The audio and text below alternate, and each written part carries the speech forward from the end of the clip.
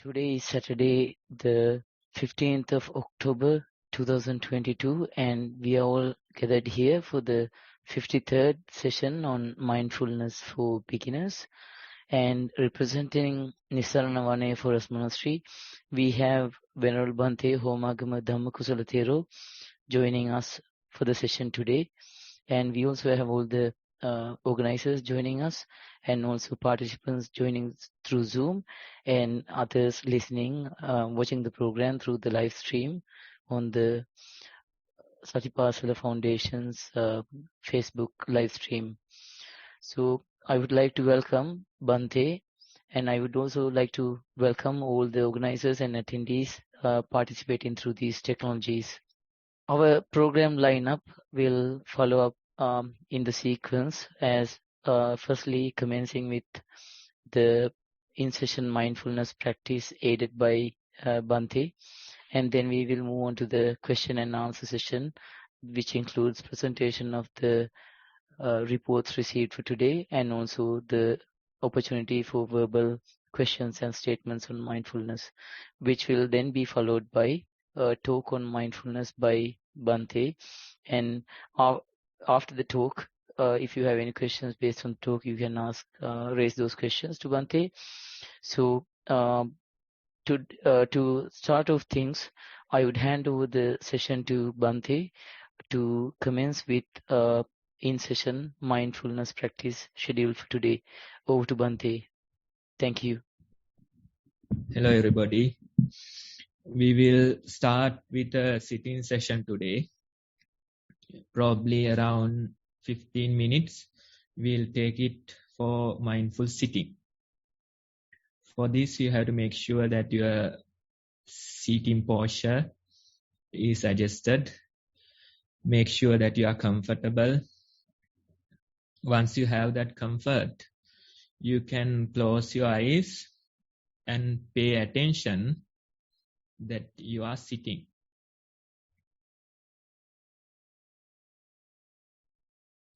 We don't try to do much here. Instead, we try to appreciate the present moment.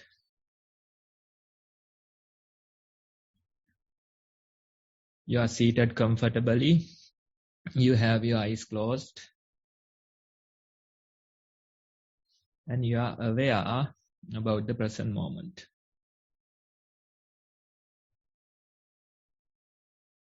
Take few seconds to notice what appears in your field of awareness.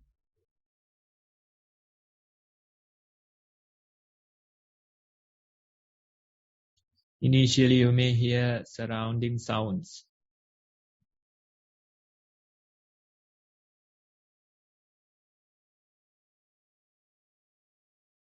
Vehicle noises, probably people talking.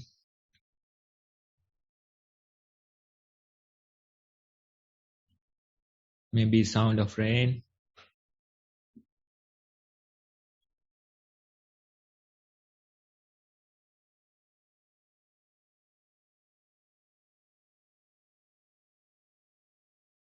In addition, you might feel your body as well. Some sensations must be prominent from your body.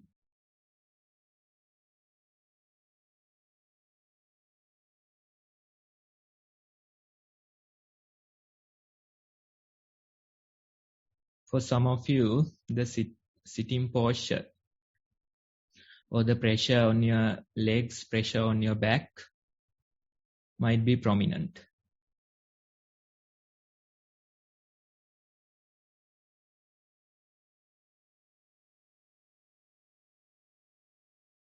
For some of you, breathing might be prominent. Probably your stomach or chest moving up and down according to the breath. Or maybe the sensation at your nostrils.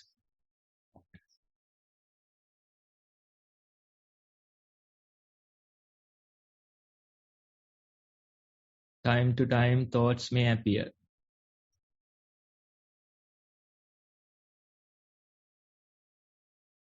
We allow them to pass freely and we try to be aware.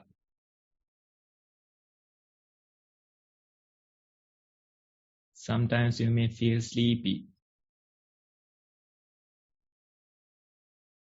Sometimes aches, pain from your body may appear.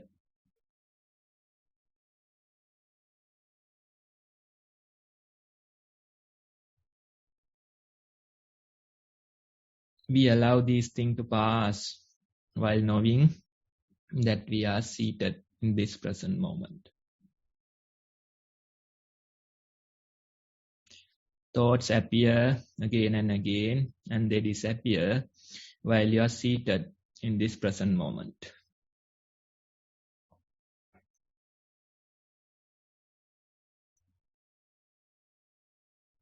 Pain may come and go, sleepiness may come and go while you are seated here in the present moment.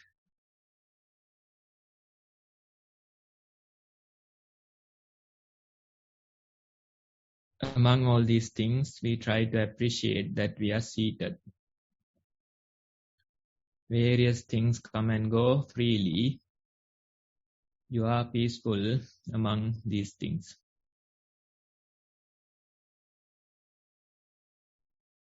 As a group, let's try to appreciate this peace for a while.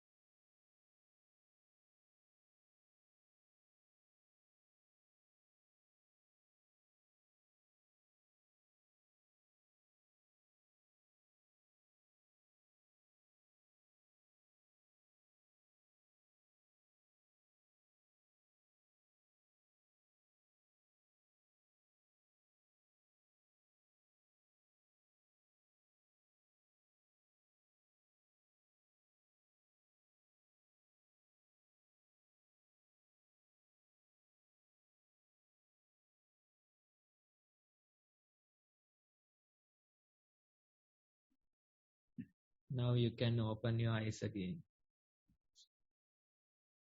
Let's just take few seconds to notice the status of our mind. How do you compare it from earlier after 15 minutes of sitting? So this is just a guidance on mindful sitting practice, and you can try this on your own. Every day, try to fix some time in your schedule for sitting, probably 20-30 minutes or even more. You can fix it and do it every day. Start your day with 20-30 minutes of mindful sitting and continue it for a while and see how this practice is helping you. Okay, Namanta, with that, I think we can move forward. Thank you, Bhante. Yeah, I felt much calmer after the mindfulness practice. So the next session item would be for us to go through the Q&A session. I would like to invite Sonali to commence with the Q&A session for today. Thank you very much. Thank you, Namanta. Avasarai Bante. We have 2 reports received today.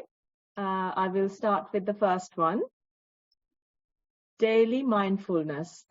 Majority of the day, keeping mind happy, generous, content, actions mostly to serve, help others, being kind and generous at home and to others in need.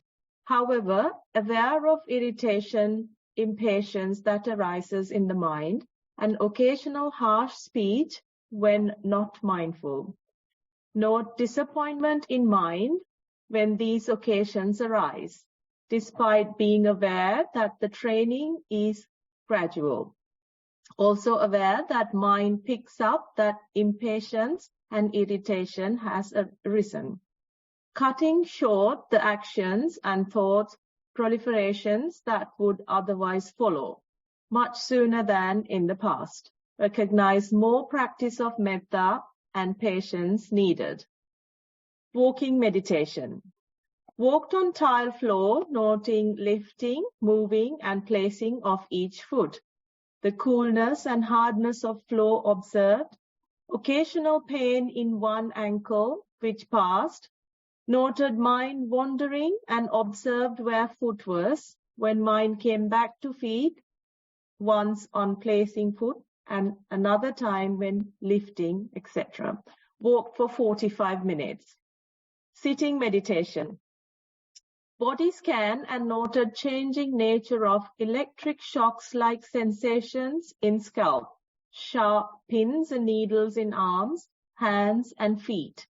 Noted temperature changes and severe sense of thirst and all of it mixed up, which the mind continued to watch. Sweaty sensation in head and trunk passed.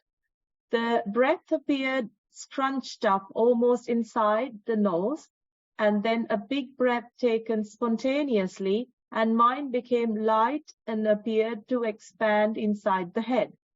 Did not feel like coming out of the meditation. Meditated for 45 minutes. Much gratitude to Bhante and the organizers. End of report. Okay, you feel happy and peaceful when you meditate. You did not feel like coming out of meditation. So that's a good sign that practice is developing.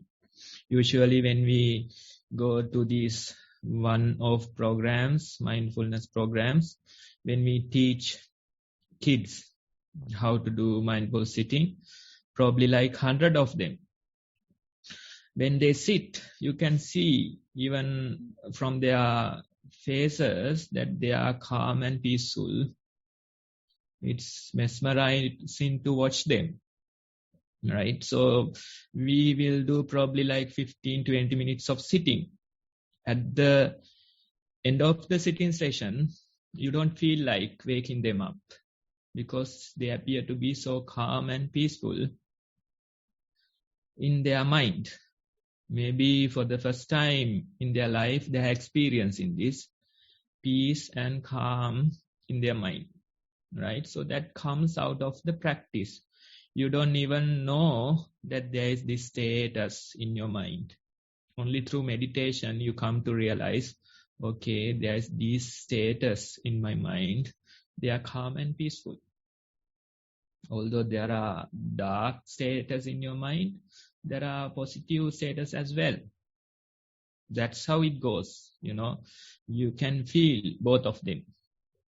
How the darkness and light working together in your mind. Or in Zen practices, they call it yin versus yang. This dark side and the light side, the positive side or the dark side, or the good side and the evil. So they are just the two sides of a coin. Now in your report earlier part, you mentioned that your day-to-day life, you feel the thoughts to help others, to be generous, to spread kindness. So these things are good. Of course, we know, right? These things are good. These are good qualities. But next sentence, you explain that irritation, then occasions of harsh talk appear. So that's also probably connected to the very first sentence, right? When you go try to do something kind, if they don't accept, then you feel irritated. You feel anger in you. So you see, these are two sides of a coin. We identify one as good and the other one as evil, right? So in this practice, initially, of course, you appreciate the good. You try to skip the evil. That's how you start. But when you come to the meditation practice, you have to understand these two sides are interrelated.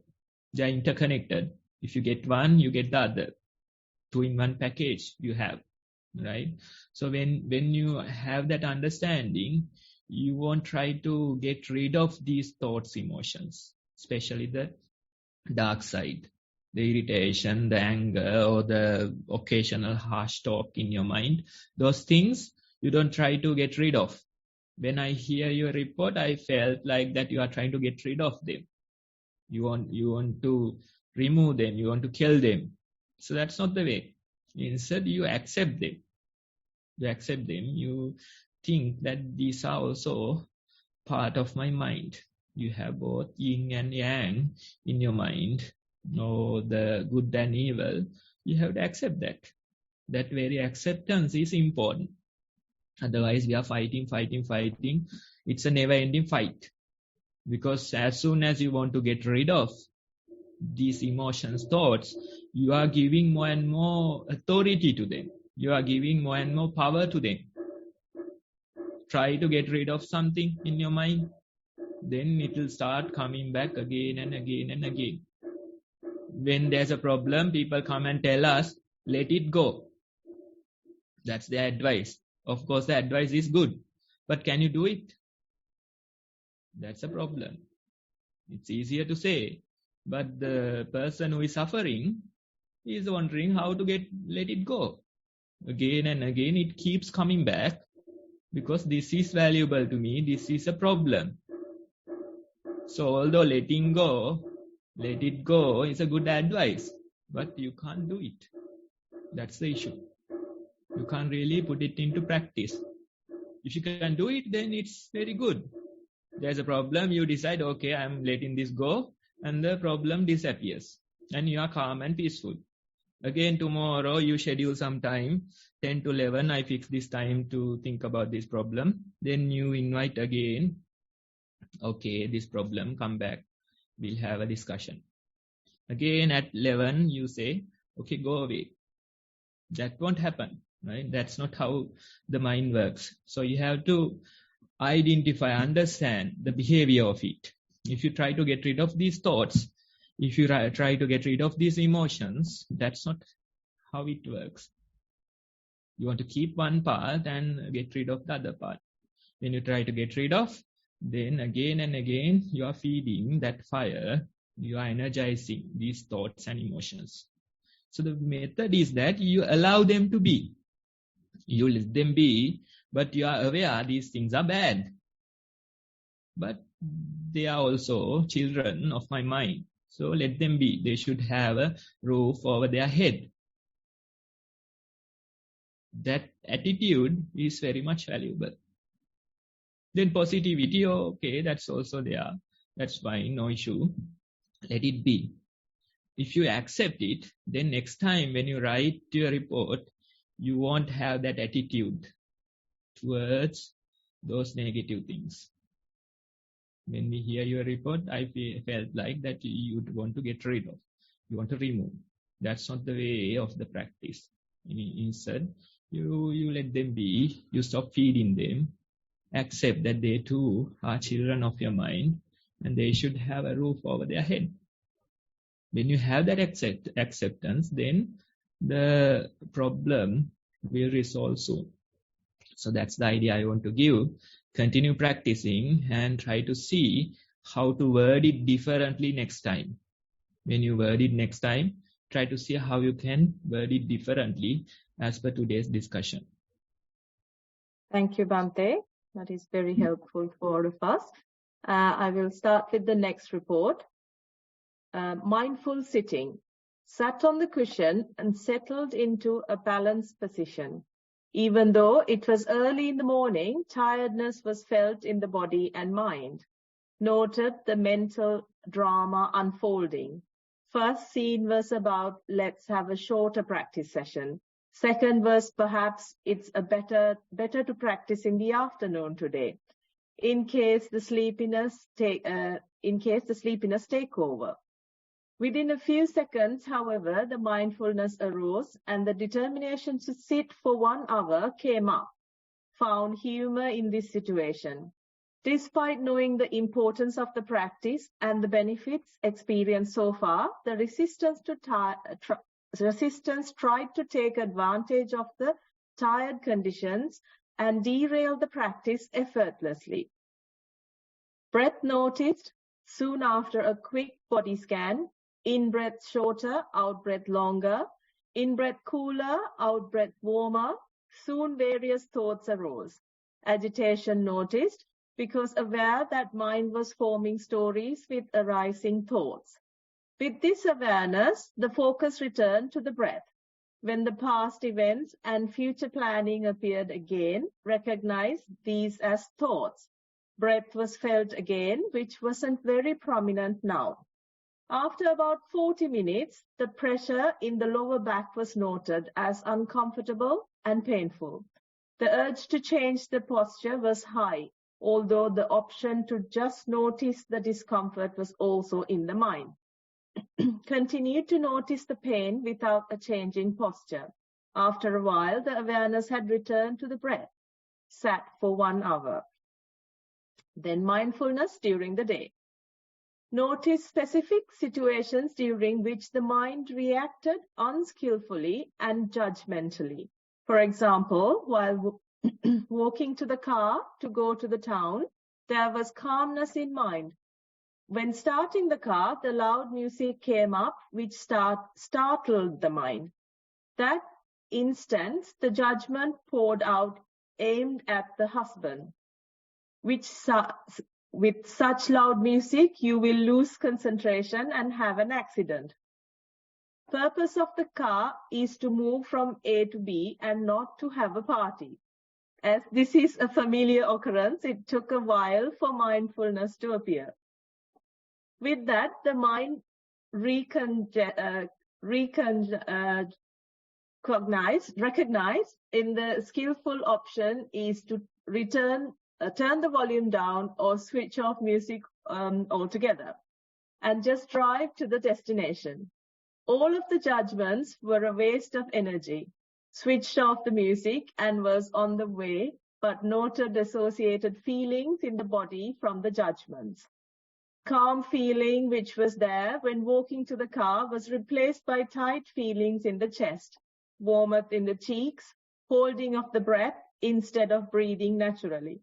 This noticing helped reduce the sensitivity of the feelings and some sense of balance returned to mind. Another time, when the service provider refused to return some money that was kept as a deposit, mind was quite certain the funds needed to be returned as no contract was signed and have chosen not to go ahead with the service. Mind reacted again with various judgments and felt the loss as frustration, annoyance, and as unfair. After 2 days of intermittent worry, choose to let go of the loss. Again, the bodily sensations associated with the mental stress noticed. Once a couple of hours, the mind began to return to somewhat calmer place. Venerable Bhante, look forward to your valuable guidance in how to react less to external situations. Much merit to you and the organizers. End of report. Sonali, not your report, right? Sorry, but it's not my report, but it felt quite familiar. Yes, probably the Rajika's report, I guess. Okay, so this is the observation, right? When you do this observation, you feel these things, you notice these things. So it's a very valuable observation. You might be noticing certain bad things, certain dark things, but still it is good to know good to know that this is how I react. As soon as something doesn't go my way, I blame husband. Right? That's how it goes. That's how it goes. You find the closest person that you can blame. Not the faraway people, instead the closest one. Or the children. That's how you react. That is how this mind works.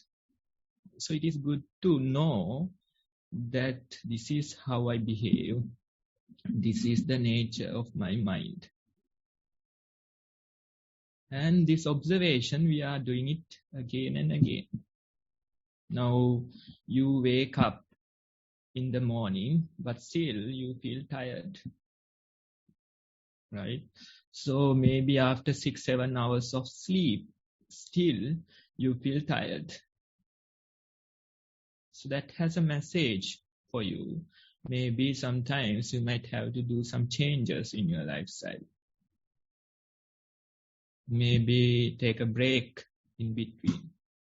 Because after 6-7 hours of sleep, still if you are tired, then that shows us something. We have to listen to it. And if you have a habit of sitting early in the morning, maybe you don't feel like doing it today. You know, you probably fall asleep during that hour. And you try to postpone it. Your mind will give various reasoning in order to do that. But if you sit through this hour or 45 minutes, sometimes you might notice that in between you fall asleep, again you wake up, again you fall asleep, but somehow you spend 45 minutes. Now after sitting session, if you wake up and see, maybe you feel refreshed. Because sitting posture, I think it's much relaxing, even much more than the sleep. Right? So you have to tell your opinion. As per my understanding, if you can sit through 1 hour, it's more like 1.5 hours of sleep. So probably, although it is sleepy, although you are tired, if you sit through that session, maybe you feel refreshed. Same thing goes for when you fall asleep at night. If you directly go to bed, then maybe that's not the best way. Your eyes are burning from the light and you hear this ringing sound in your head. You are too tired. Before you fall asleep, you have to relax your mind. So maybe a walking session probably in darkness, not in bright color light. Instead, you can dim your lights and do a walking session for 15-20 minutes. Let the senses relax. Let the eyes get used to the darkness. Let the ears relax. Let the thoughts flow. Probably not the ideal practice for that you intend. When you do a walking session at the end of the day, it's not the focus that matters. Instead, thoughts come and go. Various mental images come and go. You feel tired. You feel exhausted. But still, you continue to walk. That is the real practice. If you do 20 minutes of walking, then probably you will fall asleep easily. And that helps a lot. That helps, and maybe you realize that now I am waking up fresh. And still I do the sitting session for 45 minutes, 1 hour. So these things are signs. These things give valuable messages if you are open to listen to them. So that's the idea I want to give. Try to continue with your walking. Try to continue with your sitting. No matter whether you sleep, whether you feel like doing it or not, you do it. You do it for the sake of doing. Don't think about, focusing too much. Don't think about being mindful throughout the session. Instead, you do. Thoughts come and go, various things. You feel like your body is aching, paining, but still you do. That's the way of the practice. Otherwise, as sitting, you go for some kind of a peace, calmness, and that's all you want to have. Only breath you want to observe. That's not how we do. Instead, you do the sitting, you do the walking for the sake of doing it. No matter how you feel it, you do it. That's the way of the practice. That's the way of the practice. Early, after waking up, early 1 hour, this is my task. Okay, I sit. Maybe I fall asleep. Maybe I'm awake. Maybe the thoughts are there. Doesn't matter. I do the sitting. Before I go to bed, I have 20 minutes of walking. And this is what I do. No matter whether I feel like it, no matter whether so many thoughts are there, no matter my body is aching, paining, no matter how sleepy I am, I do the walking session for 30 minutes. So that way of approach towards practice is the proper way. And when you have that attitude, when you have that approach, soon you will realize that this practice helps. This practice helps, and I'm not tired anymore. I feel like I have so much energy to work with. So that's a good sign. That's how you develop little by little. So judgments will be there. Don't worry about them. Tomorrow also same judgment will appear towards your husband. That's fine. That's fine. I think he must be used to it. So it doesn't matter, right? So you continue your practice. You continue your observation. Same judgments will appear towards your children. Something goes wrong, you blame them. Okay, you have taken this. Where is it? It is. That's how you do, right? So doesn't matter. Observe. This is how I react. This is my usual response. And it's like, fight and flight response that goes. At that moment, you can, hit with something. That type of energy, anger, you get. If you live in a forest, of course, it's helpful to save your life. But now it's towards your children. Now it's toward your spouse. Don't try to get rid of it. Instead, do the sitting for the sake of sitting. Do the walking for the sake of walking. And continue this observation. Don't try to judge anything. Even judgments about judgments, we don't need. Just continue with it. Just continue the observation. And after a while, after a few months, you'll realize now the situation is different.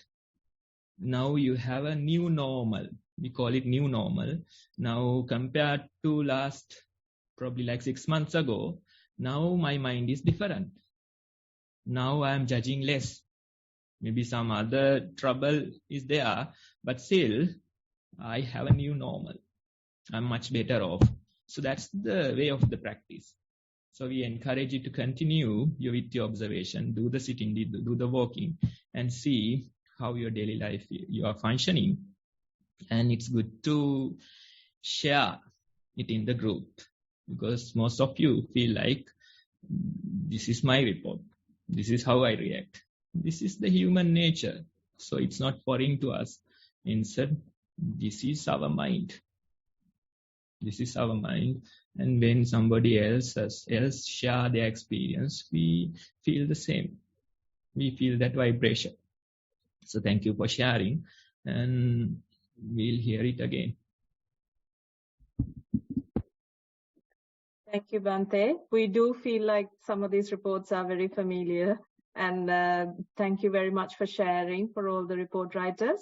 It's time for questions now. If anyone has a question about this, what we've discussed so far, or the reports, please feel free to raise your Zoom hands. I will let you unmute yourself. Surprisingly, we've got no hands raised so far. Maybe we have no questions today. Looks like we have no questions. Maybe we should move on now, Mantha. Give a couple more seconds. Okay, there is one question. Samantha, unmute and ask your question. Thank you, Sonali. Thank you, Bhante, for asking my question again. Samantha, you have unmuted yourself again. Mute your. Can you hear me now? Yeah. Oh, thank you. Thank you for asking my question, Bhante. I was just thinking, now when Bhante was saying acceptance, whatever arises, we accept, whether it's good or bad, well, non-judgmental. I was just thinking then, should we then, when we're aware of if it's an unwholesome thought or action, then should we sort of like, on realization, try to turn that into a wholesome thought or action? Like, say, if I'm being judgmental over someone else's action, yes, so it's my opinion that coming from my own defilement, and I should then change it by turning it into a wholesome thought, and accepting it, rather than just accept my defilement. Try and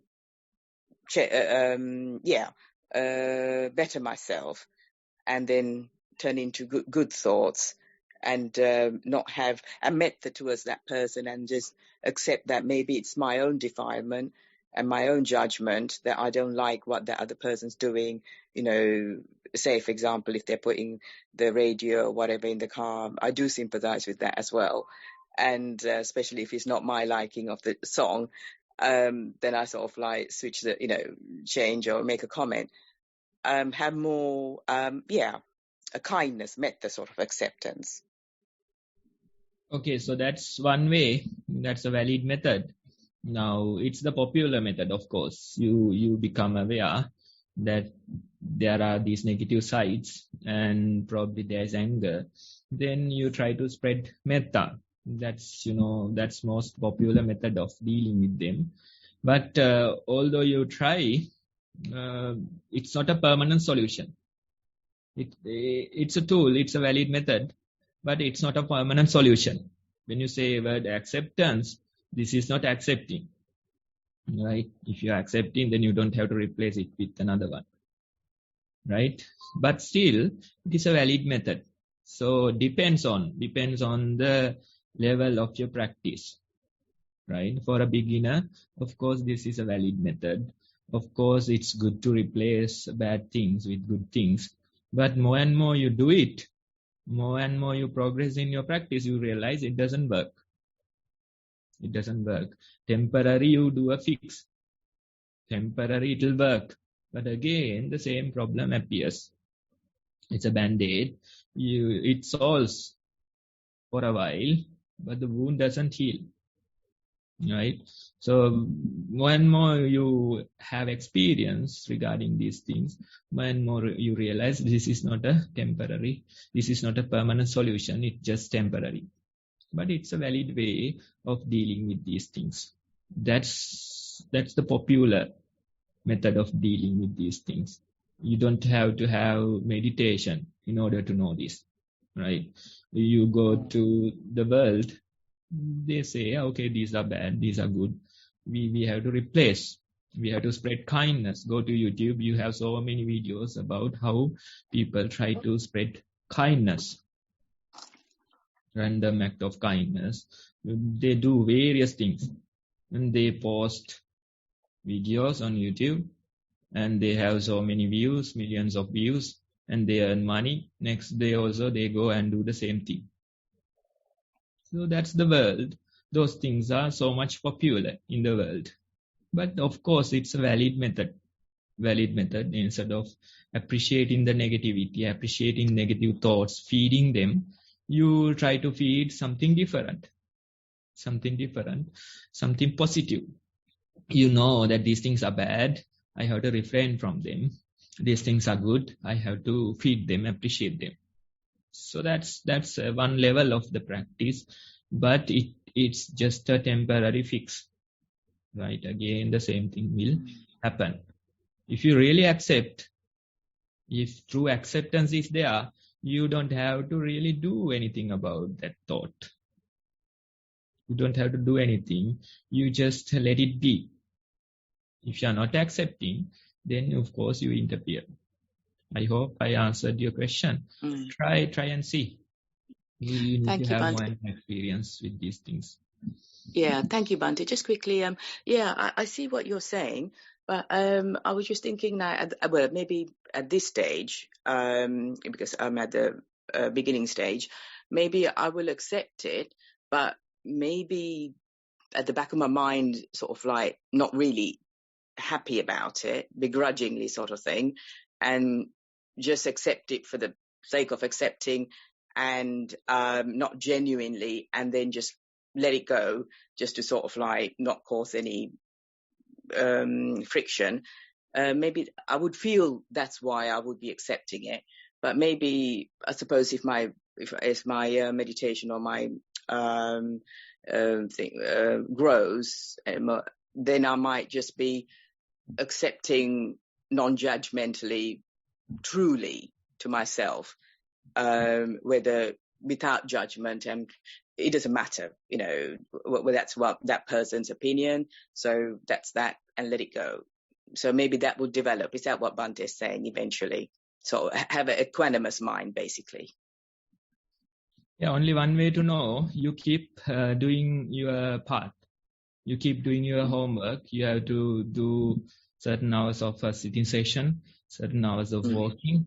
You invest probably like 1.5 hours, 2 hours per day for formal meditation, right? And just continue it with it, right? Not just a day, not just a week, but few months, continue with it. Then probably you don't have to ask this question anymore. Probably you don't have to hold a label or a board saying that I'm a beginner. Not anymore, right? So you don't know how much potential you have. So usually people, they come with beginners boards. They say, I am a beginner. They start with that. But I say, throw that board away. Just sit, just walk and share your experience. Then we can see whether you are truly a beginner or you have greater potential. You don't know really. So we usually go and we hold boards. We say, I'm a beginner. I've been here for so many years, and still you are a beginner probably. I have seen such people, 15 years of meditation, still they are a beginner. Some people, they just meditate for a few months and they are done. They are happy with their life. They go, they are peaceful. But 15 years of meditation, still a beginner. Holding a board, saying, I'm a beginner, I don't know much, this is how I do. Right? That's not the way. Instead, invest your time, probably 1.5 hours, 2 hours. That's the only method. There are no other ways that you can know. Right? Invest that time. Then share your experience. Then we'll see what is the status. Then we can give you the proper guidance.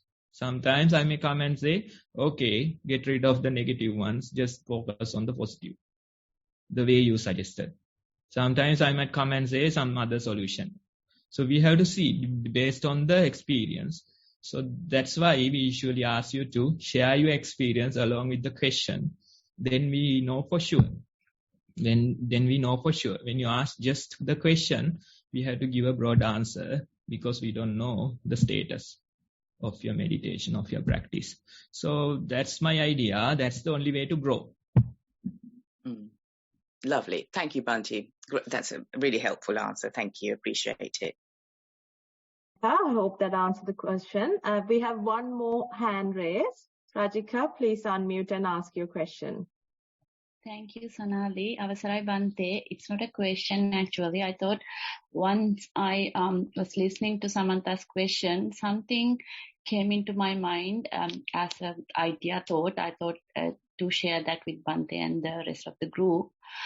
When Samantha said like when there's a negativity comes, she tried to do the like replace that with the positivity, the metta or something that she recognizes as positive things. I feel like we still have that kind of aversion to that negative thoughts or whatever that the things that we recognize as negativity. So that's why we try to replace that with the positive thoughts. So I feel like that we should, like, if we do that, then we can't really have that. We do that because we do not accept as it is. I don't know. It just came into my mind. I just thought of sharing with you one. I don't know if you understand what I was saying. I thought it was a confession, accepting that earlier report was yours.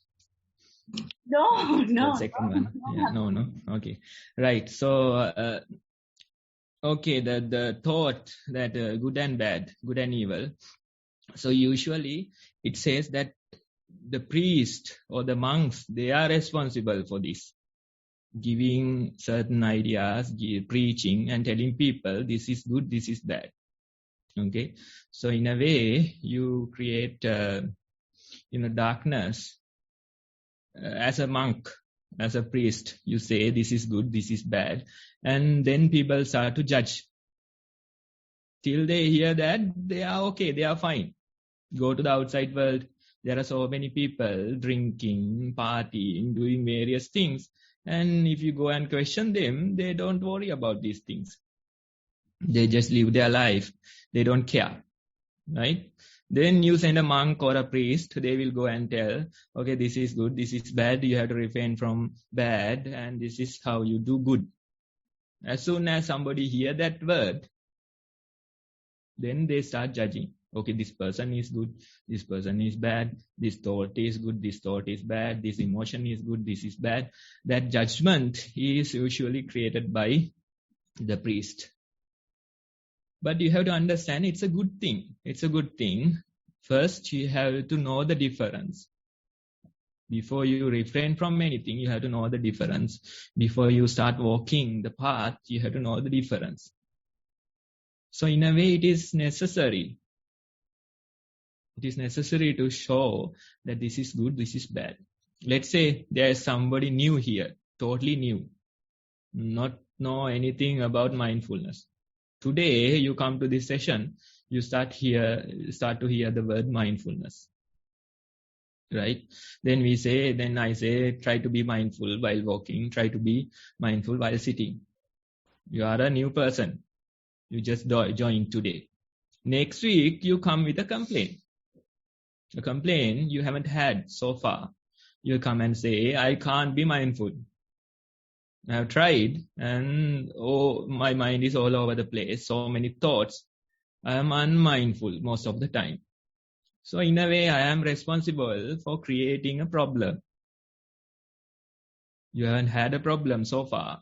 Now, starting from today, you know the difference between mindfulness and unmindfulness. And that creates friction. Now you start to worry, judge. Okay, so many occasions I am unmindful. My mind is all over the place. Then you start judging other people also. Okay, this person is not mindful. You point your finger and you say. Right? So in a way, I am responsible for creating that difficulty in your mind, that friction in your mind. But it's a good thing. Now you know the difference between mindfulness versus unmindfulness. You know the difference between good versus evil. That's a good thing. That's how you start. Maybe it will create some friction earlier. It will create some chaos. It will create some trouble in your mind. But that's how it goes. That's how it starts. First, you have to know the difference between good and evil. First, you have to know the difference between mindfulness versus unmindfulness. Then only you can progress in your path. Without knowing, you are in darkness, just ignorance. You don't know. And you are happy, peaceful, like a pig. No issues, no worries. You just live your life. As soon as you hear somebody is preaching, then you start to worry. As soon as you hear about mindfulness, then you start to worry about unmindfulness. But that's how it starts. That's the beginning of the path. You have to go through. You have to start practicing. You have to refrain from the evil and do more good. And gradually you start to progress in your path. Now you realize I can be mindful. Probably 10-15 breath cycles I can observe with mindfulness. 10-15 steps I can keep with mindfulness. That is how you progress. Little by little you get advice, you share your experience, you come to this session, and little by little you progress. And with time, within few months, you realize now the good is there, now the bad is there. Still some friction towards bad, still some attachment towards good, but they are more equal. They are just two sides of a coin. And with time, one day, you don't care whether it is good or bad. You abandon both. Both, I am saying. You abandon both. And when you abandon both, then you are peaceful. You are separated from this world. Take one side, the other side will come automatically. So this is a gradual process. You can't just do it suddenly. It's a gradual process. That's why we recommend a method, a way of training yourself. Little by little you progress. Little by little you develop. And with time you realize, now I am ready. Your own mind will suggest, not me, not some book. Your own mind will say, this is not necessary. Some people, they just, after a few weeks of meditation, they come and say, this breath is troubling. This breath, I don't like it anymore. I don't feel like observing it in my meditation. It creates friction. That's a very valuable statement. Although they have some bad attitude towards it, it's a very valuable statement from their own mind. They are suggesting that even the breath has friction. So how subtle your mind has to become to know the friction of the breath. Initially you are in friction, no wheels. You are just, going against the earth. You don't feel the friction in the breath initially. Initially you have thoughts, you have family problems, you have problems at your job. So many things are there. You see the breath as blissful. You see breath as safe haven. But you practice for few months, few weeks, then when your mind becomes subtler and subtler, you realize even the breath has a friction. Then we can give some other advice to them. Right? When they come and say the breath has a friction, then we can suggest something else. So this is how it goes. So various people, they are in various stages. The only way to progress is the way I told you earlier, the investment, daily investment, whether you feel like it or not, do the sitting, do the walking. Whether you sleep or not, do the sitting, do the walking. That's how you progress.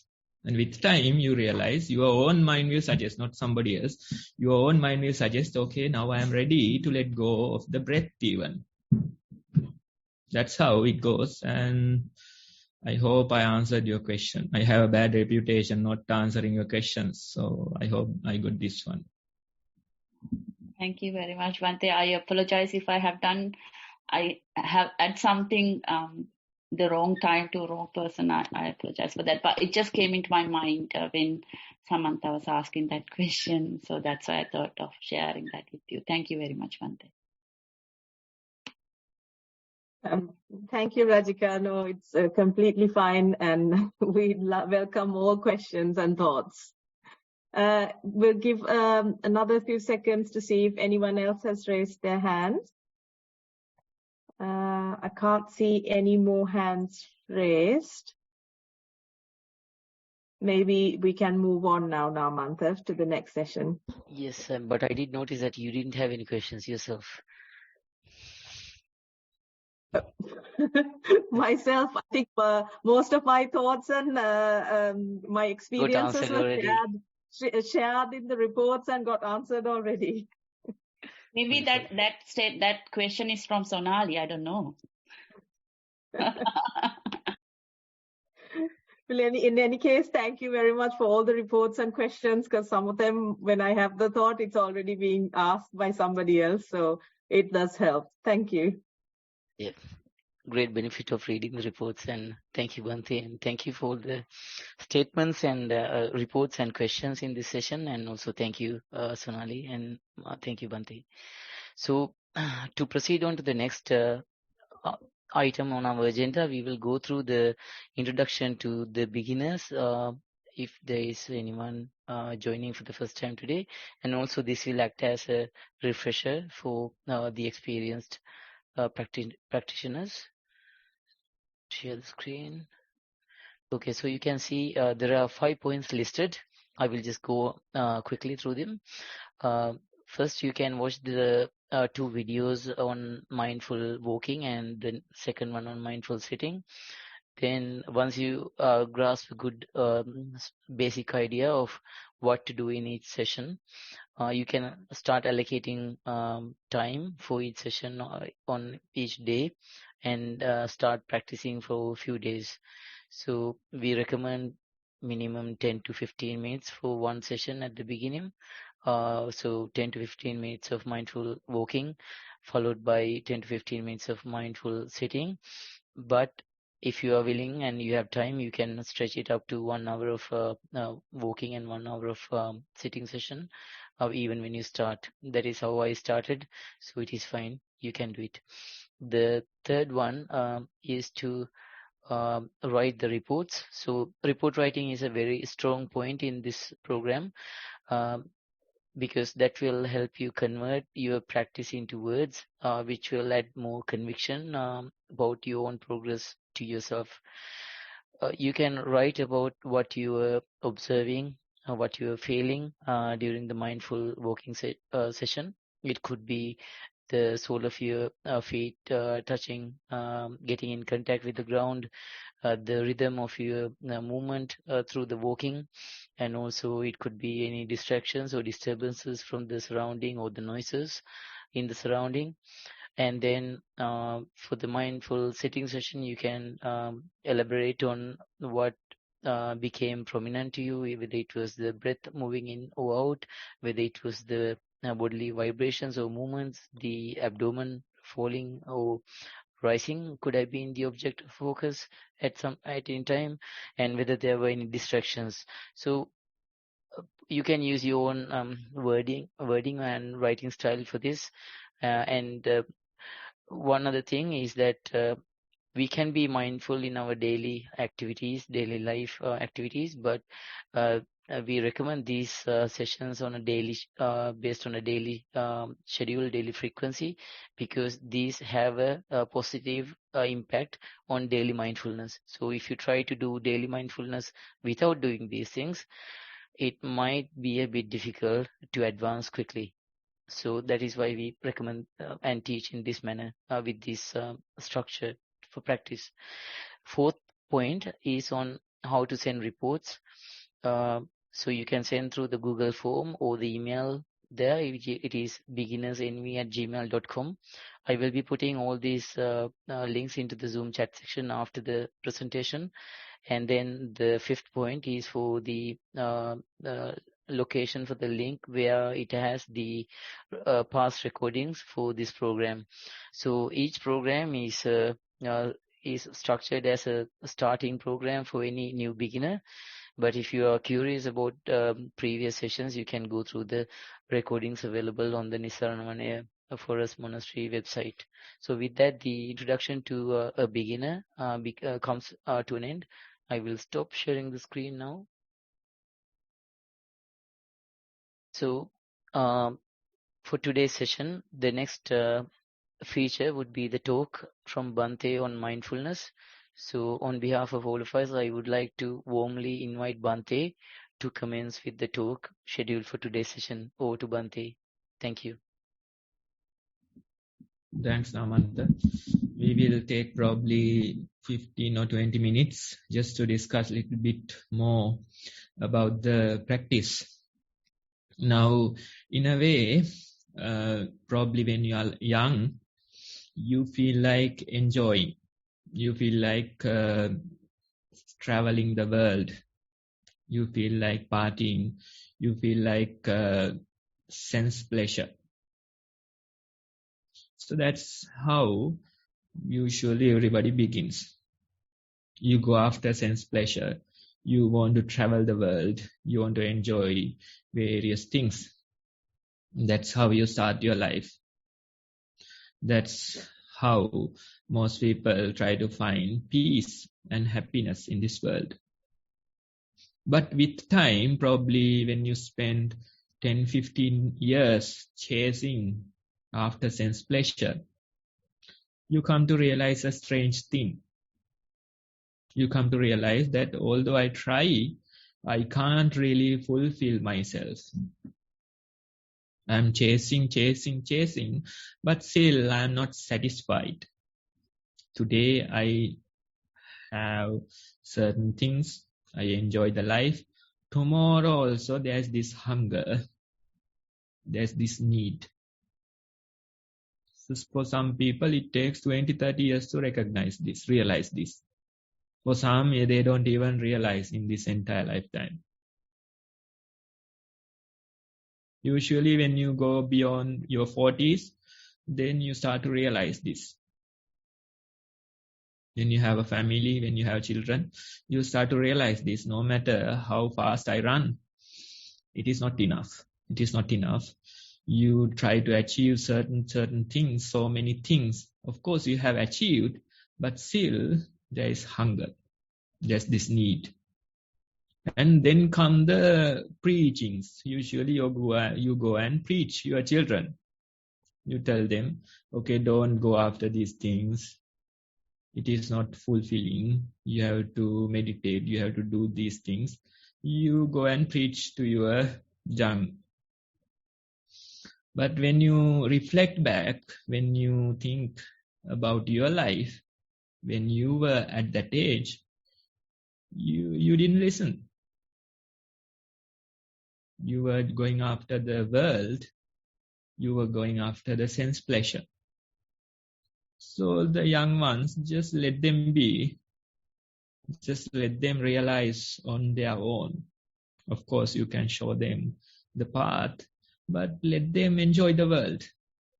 Only through going after these things, only through trying to enjoy, they realize that although they try, still there's some issue with this world.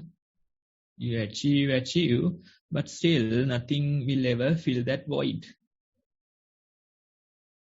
So everybody feels this in their life. Probably some people towards the end of their life, usually when you are past 40, you feel it. And even earlier, some may feel this. You try to fulfill this void, but still nothing will ever fill that. Then you start to find the alternate solutions. Then you start to go for plan B. Then you search some other way. Probably all the people who are gathered here, they too have done that. That's why you are gathered here in such an audience. Otherwise, it's a Saturday. You have so many things to do. So why you are gathered here?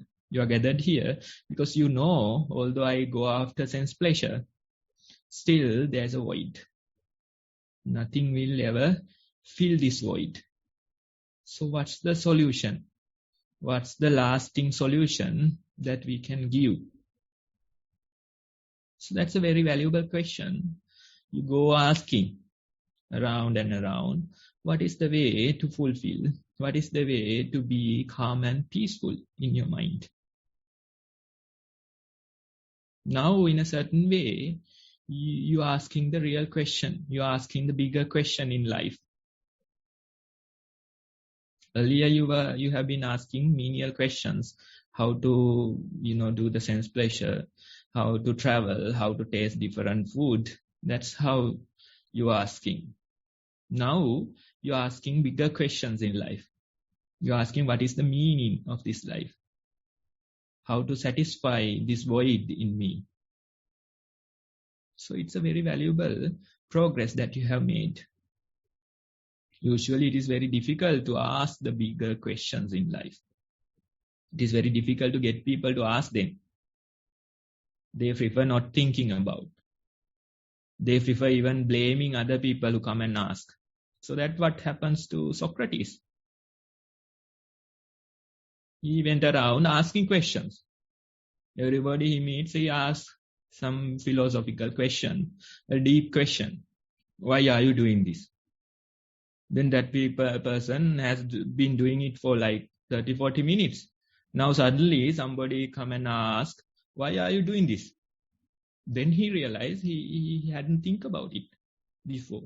All these 30, 40 years, he hadn't think about it. And the usual response is anger. So this person went around asking questions. Everybody he meets, he asks questions, insightful questions, bigger questions about life. Then the other people, they realize this one is making us irritated. This one is creating trouble. So their solution was to give him death punishment. Death by Hamlock. So usually it is very difficult to get people to think this way. Usually it's very difficult to get people to ask bigger questions. They prefer asking about the breakfast. They prefer asking about the lunch. They prefer asking about the trip during the weekend. But more and more you spend time, more and more maturity you experience in you, you start to realize, although I try, nothing will ever fill that void. I am trying. I have been trying for so many years. Still, there's some kind of a void inside me. So if somebody is asking that question, then we are suggesting this type of a practice. We might tell them, okay, I am not good with answering questions. Instead, try this. Experience for yourself. Usually newcomers, they have 101 questions. Usually I get the opportunity to meet newcomers. They come and they have a list of questions. They say, Bhante, can I ask you questions? And they have a list and they start asking. Usually I allow one or two. Then I say, get rid of the paper, throw away the book and try to practice for a while. Can you do just walk and see how you are experiencing walking? Can you sit for a while and tell us how you are experiencing sitting? Then that person says, that's not my problem. I have so many things. I don't want to do this. What is the value of sitting? What is the value of walking? Some people, they directly come and say, what's the point of observing the breath? It goes in, it comes out. When you breathe in, there's more oxygen. When you breathe out, carbon dioxide. I know my science. I have studied it. So what's the purpose of observing the breath? What's the purpose of observing your feet? I have been doing it for so many years. I know it's happening. But again and again we are suggesting them, these questions, you can't get rid of them by answering. Instead, there is a way. Instead, there is a way to experience for yourself. This is the practice.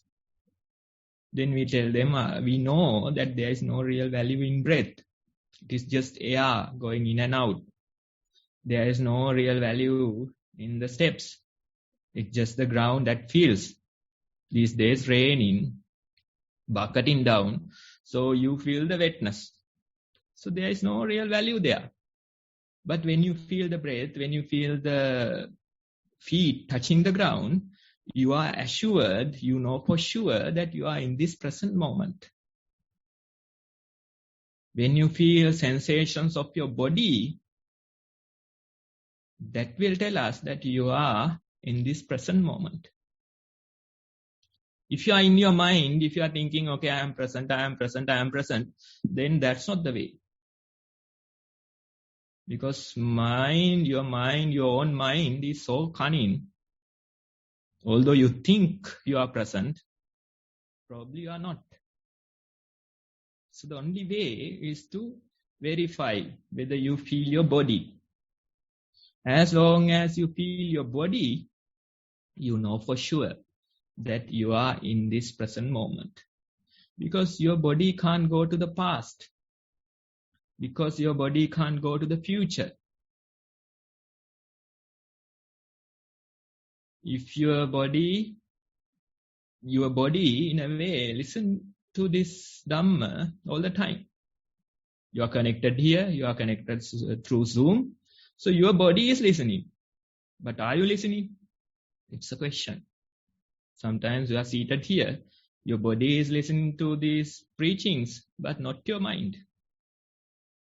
Your body has been listening to all 53 sessions, but not your mind. Your body is already enlightened, but not your mind. This body is utterly present. It doesn't go to the past. It doesn't go to the future. So when you know the feelings, sensations of your body, you know for sure that you are present. When you brush, when you know the sensation of the brush, when you feel the taste of the toothpaste, you know for sure that you are present. When you have your meals, when you feel that smell, when you feel the grinding in your mouth, when you feel the taste, you know for sure that you are in this present moment. Even you go to toilet and sit there, if you feel the sensations, you know for sure that you are present. So that's the importance. It's just a tool that we use to be present. Bodily sensations, they are always present. So we recommend you to observe them more and more. During your day-to-day life, try to observe them. Try to keep being aware about the bodily sensations. You could be doing various tasks. But if you want to verify that whether you are present or not, you have to see whether you feel the body. And when you do this type of practice, little by little, the questions will disappear. Instead, you start to feel some kind of a peace, some kind of a calmness in your mind.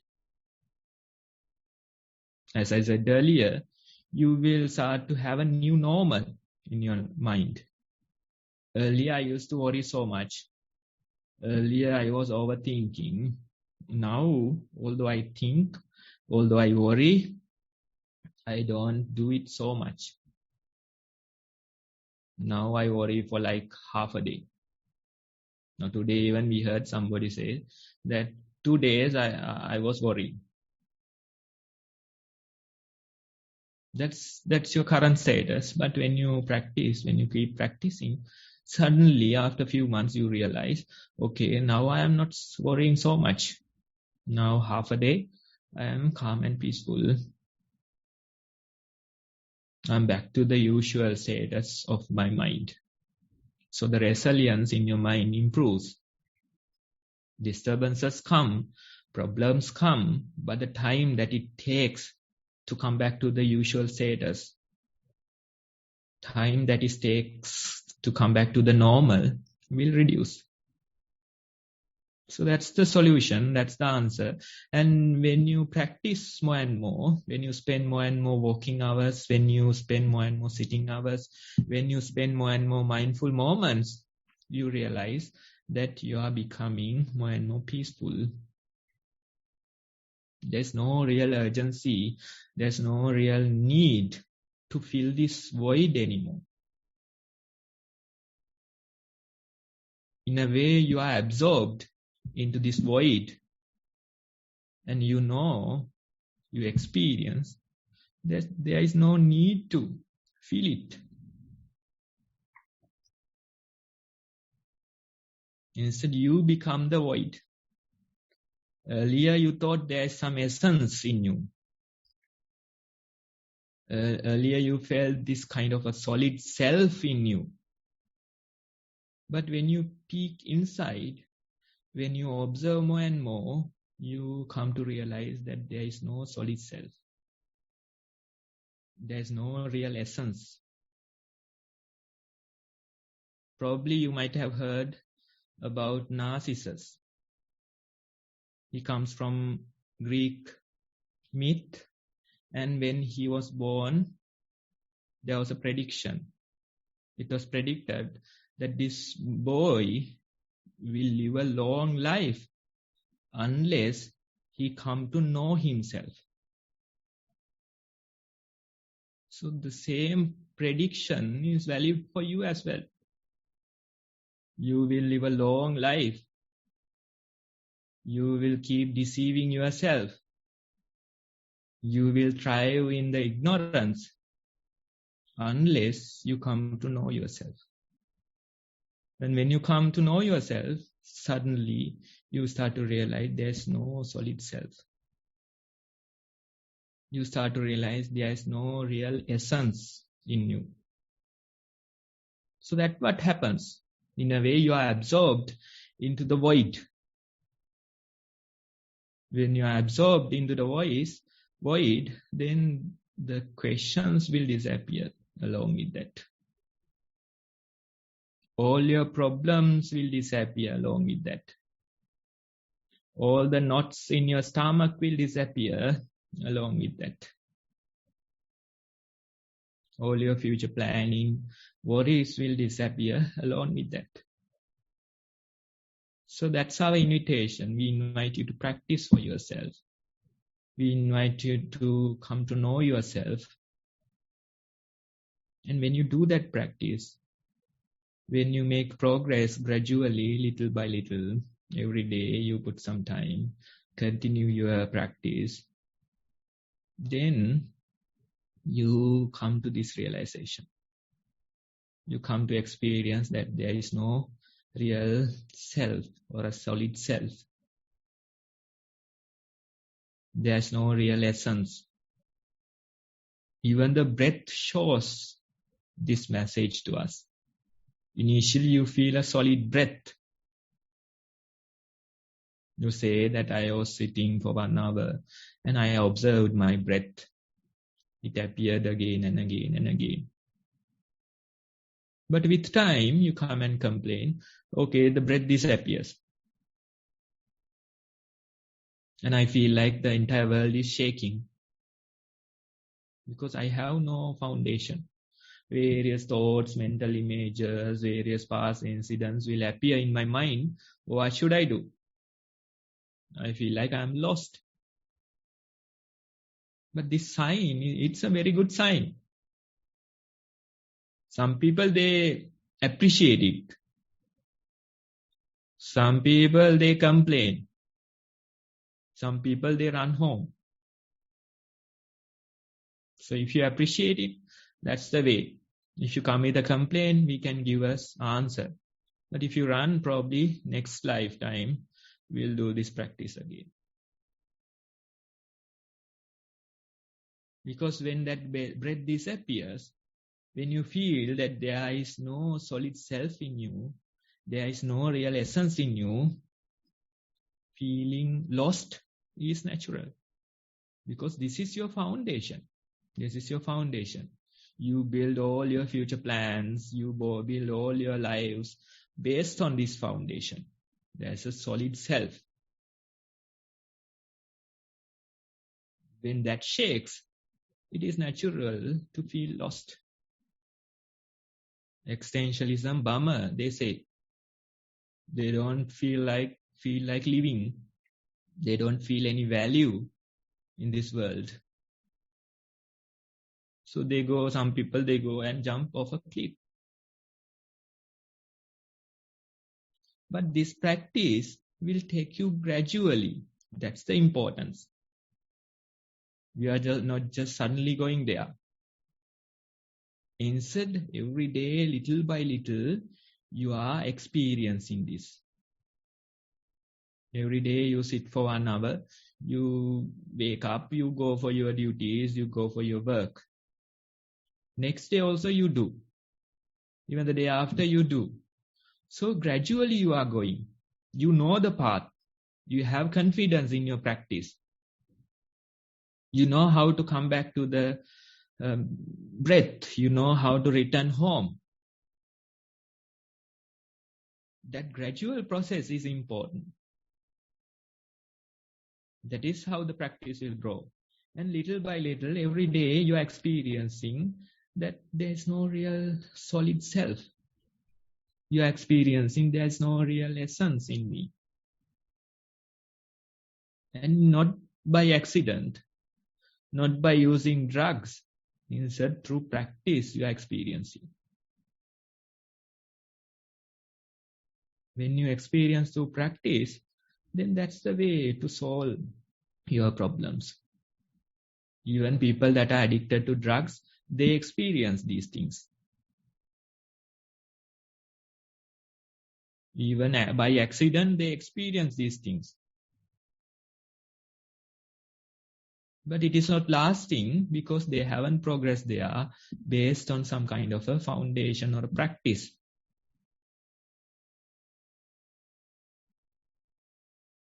But the practitioner, every day, they spend some time, they experience, then they go back to their life.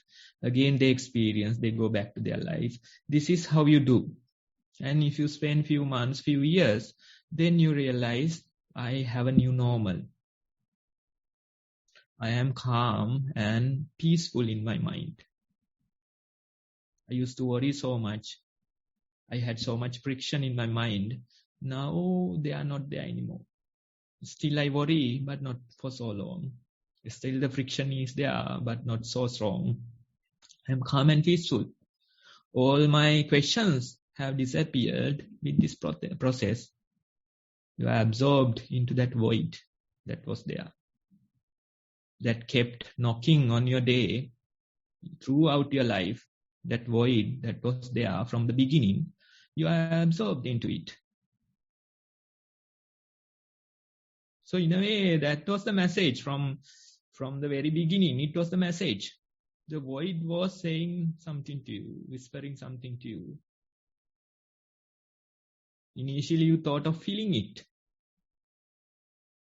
Initially, you thought of spending money, trying to feel it.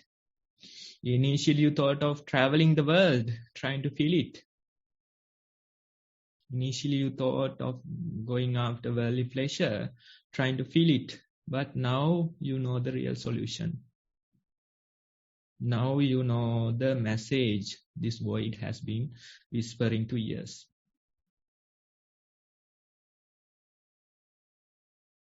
Now you are absorbed into this void and your questions will disappear. The need to fill that void will disappear. The worrying, the friction will disappear. Knots in your stomach will disappear. All your problems will disappear. So that's the idea of the practice. I think we had enough discussions on this. The invitation is just one thing. Listen to those videos, watch them, and do your practice. Not the entire day, spend 1 hour, 1.5 hours. Keep doing it. Keep investing. And when we meet next time, we can discuss even further. We can have a valuable discussion. So thank you for listening. And I wish you all the best.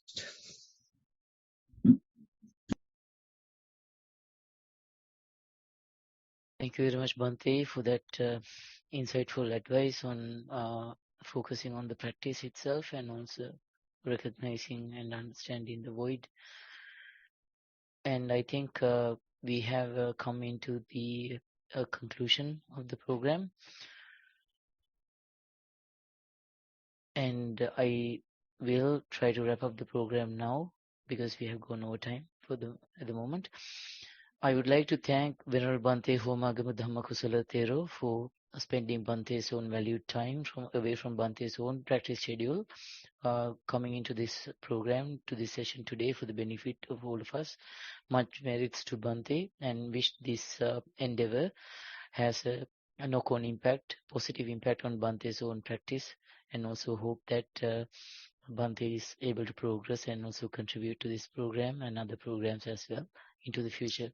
Also, I would like to thank and share merits with all the organizers who have worked hard to create this program and who are working on this program to sustain it at a high level of quality so that this message can be passed on to you and others. Also, I would like to thank all the participants who participated today. Your enthusiasm on this learning on mindfulness reflects in justifying the program to continue into the future. Otherwise, Bhante will not spend Bhante's time coming into this program, and the organizers will not spend their time either. So because of your presence, we are having the program running live. So thank you and much thanks to you. And it is our invitation to all of you to continue participating in these sessions. And also let's meet next Saturday for this session on same time, at same time. And if anyone has a question on the program itself or some feedback, I can give you a minute to speak. Okay, I think there are no questions.